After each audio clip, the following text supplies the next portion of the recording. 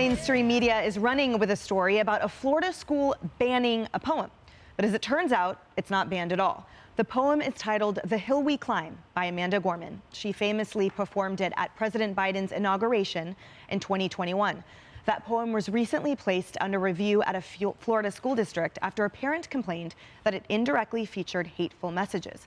But upon review, the district concluded that the poem was acceptable for older students. Quote, "It was determined at the school that The Hill We Climb is better suited for middle school students, and it was shelved in the middle school section of the media center. The book remains available in the media center." But the media was quick to jump on that story. Headlines falsely declared the poem as banned by the Florida school, and the narrative even made its way up to the White House, with White House Press Secretary Karine Jean-Pierre reiterating those baseless claims during yesterday's press briefing. On Amanda Gorman's poem being banned in Florida elementary school, do you have a comment on that move? Banning books is censorship, period. That's what that is. When you ban a book, you are censoring. It is. It limits American freedom, Americans' freedom, and we should all stand against that type of act when it comes to banning of books. Jessica, even the reporter there sort of questioning the veracity of those headlines. And unfortunately, par for the course, Karine Jean-Pierre comes out as unaware or under-aware of the situation. And what do you say about the left-wing media sort of continuing to perpetuate things that end up being debunked or just require like one more sentence, one more instance of deliberation, of nuance, of articulation before we say, oh, those are the facts? So this is a tough one because I do think that while access to is not the same thing as banning, these school districts or individual schools are making decisions on the recommendation, in most cases, of one person. There's one angry parent who thinks that X thing is inappropriate for whatever age group, and the schools are complying with that. And I think it's a big problem. The Washington Post did an analysis of this, and a majority of the complaints from across the country are coming from 11 individuals. Now, talk about tyranny of the minority there. I also went back in middle school, 6th to 8th grade, right? So I went back and looked at Amanda Gorman's poem. So I was like, let's take a look. Is there anything crazy in there? To compose a country committed to all cultures, colors, characters, and conditions of man. One line. She does say that we're not working towards a more perfect union. We're working towards that. And we seek harm to none and harmony for all. I don't know how that isn't a message for a 10-year-old or a 9-year-old. And I do think that there should be outrage on the part of the media and the part of normal parents all over the country who think that this is an abuse and it'll only get worse. We talked about it a few months ago, that a Judy Blume book, Forever, which I read growing up, I'm sure most of us did, yeah, of course, was banned about high school students who are in love, considering having sex. That was all of us, right? Or I don't want to put you guys on the spot, but that's a normal thing that's going on in kids' lives. And when you start to take material like that off of the shelves, you are creating book bans and a place where kids can't go to find things to help them understand themselves and to learn. And Sean, I want to focus on that point for a moment. Let's play a shot of what we heard on MSNBC, because again, the point is that the book wasn't banned, and yet here's how it's portrayed. Watch. The poem was called "The Hill We Climb." And now, today, it's the latest flashpoint in the culture wars in America. Access to the printed copy of Gorman's poem, that poem, has been restricted in a school library at a K-8 school in Miami-Dade because one parent complained about it. Sean, there's two takeaways there. Number one, book banning does not equal restricting, and yet to them it does. And number two, the policy is that if a parent raises a question, then the board will investigate.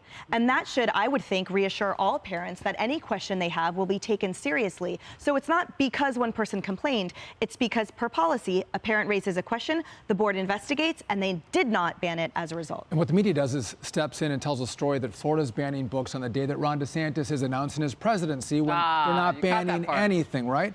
But here's what concerns me, too. Karine Jean-Pierre says banning books is censorship. But banning conservative speech on Twitter, Facebook, and Google is not censorship at all. That's just banning disinformation. What hypocrisy? What hypocrisy? Well, and there's more hypocrisy to talk about, because if you look at what the left did with the Dr. Seuss books as well, they determine what racial stories need to be told and what diversity stories need to be told.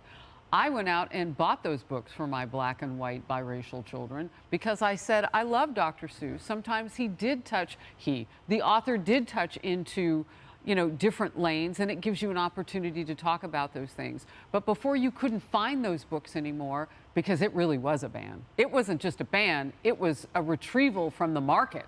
Couldn't even get it. I wanted my kids to see that all things are on the table. When the left was wanting to take statues down because so-and-so owned slaves, you're going to tear down the George Washington Bridge? Because I'm going to have to swim to work. Like, what are we doing here? Right. So I do think that if we're going to do this, it's got to be more than one parent. It should be a conglomerate of people who talk about these issues. And if access is what they're going to do, then yeah, it can be about age. There's a way to get to the middle here. But this wasn't a banning.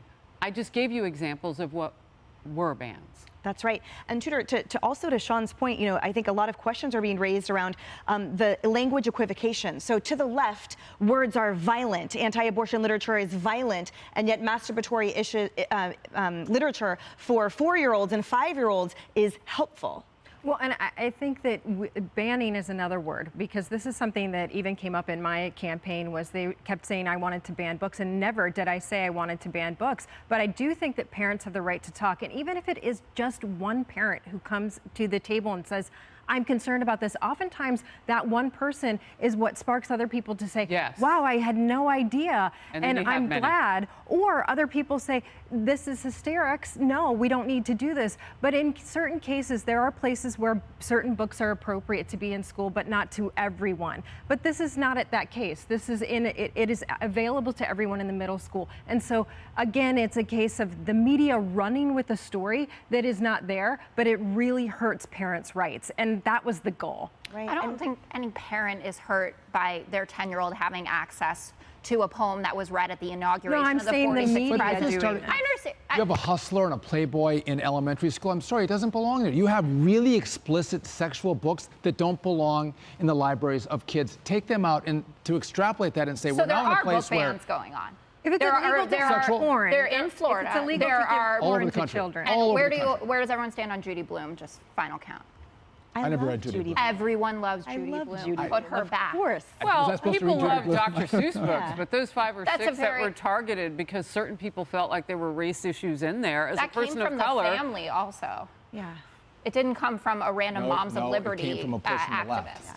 And appropriateness always plays into it. So the whole point, Same we can with love Roald Dahl. something and We're being recognize that we wrapped. don't want everyone to. But you know what? I'd love to continue that because it didn't just come from the family.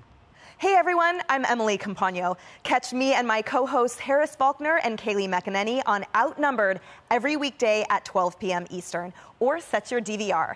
Also, don't forget to subscribe to the Fox News YouTube page for daily highlights.